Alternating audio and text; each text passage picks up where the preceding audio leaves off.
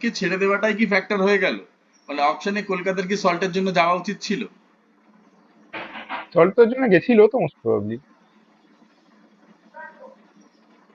না, উচিত তো না ছিলই, অফকোর্স। একদমই ছিল, একদমই উচিত ছিল। কারণ আমার মনে হলো যে প্লেয়ারটা প্রথম বছর এসে একটা টিমে এত ভালো পারফরমেন্স দিল, সে টিম ম্যান হিসেবে তৈরি হয়ে যাচ্ছিল সেখানে, সেখানে তার জন্য 8-9 কোটি অব্দি গেছিল, তারপরে মনে হয় কই কি আর যায়নি, কিন্তু যেতেই পারতো।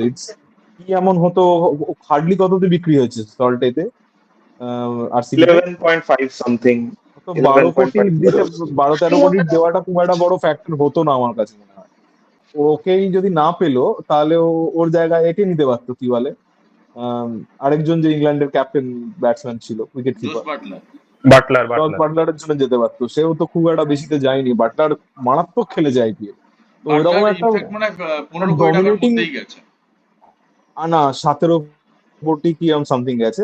তো বাটলারের মতো একটা ডমিনেটিং বা বাটলার মেবি সল্টের মতো 15 সামথিং, 15 15 কি সামথিং। 16 এরকম একটা এরকম কিছু হবে। ডমিনেটিং ওপেনার দরকার ছিল, যে যখন তোমার কাছে ছিলই তাকে তুমি রিটেন করার জন্য যেতে পারতো।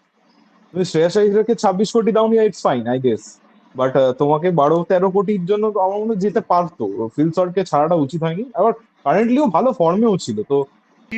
That's a good shot. Beautifully played down the ground. That's a lovely cover, straight drive.